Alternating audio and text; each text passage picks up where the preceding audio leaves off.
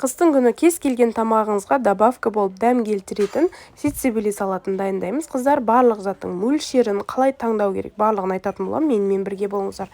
Алдымен помидор таңдаған кезде міндетті түрде помидордың домалағын аламыз. Сопақша помидор болмайды, және қып-қызыл болып піскенін, қызыл болгар бұрышы, сәбіз, пияз және чеснок керек болады. Міне, көкшіп қоспадым мен, қыздар.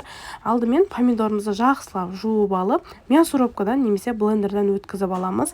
Кейіннен болгар бұрышы да дәл солай, мясорубкадан немесе өзіңізге ыңғайлы болса, мен сияқты блендерден өткізіп аласыздар. Сәбізді де барынша майда қылып өткізіп алып, оның үстіне пияз бен чеснокты бірге араластырып, мясорубкадан өткізіп қосып аламыз, қыздар. Барлық заттың мөлшері описанияда бар, сондықтан міндетті түрде описанияны қарап шықсаңыздар болады. Негізі ащы ұнататын болсаңыз, ащы да қоссаңыз болады.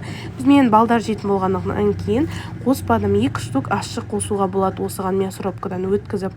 Кейіннен барлығын жақсылап араластырамыз, өйткені тек помидордың сұйығы мен қою заттар араласпай қалуы мүмкін, ол кезде дұрыс піспей қалады.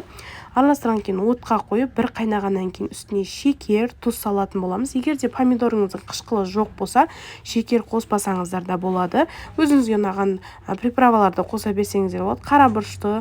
Кейіннен ең соңында үстіне май құйып, одан кейін 40 минут жай отта қайнатамыз. Кейіннен стерильденген банкілерге құйып шығып, бетін жауып, кәдімгі өзіңіздің закрывашкаңызбен жауып, төңкеріп, ыстық жерге жауып, 3 күнге қойып қойсаңыздар болады. Кейін қыздар, қыста рахаттанып жей бересіздер, өте дәмді болып шығады. Әсіресе палау, бешбармақ немесе вермишель деген тамақтарға өте керемет болады. Менің арнама жазылып алыңыздар.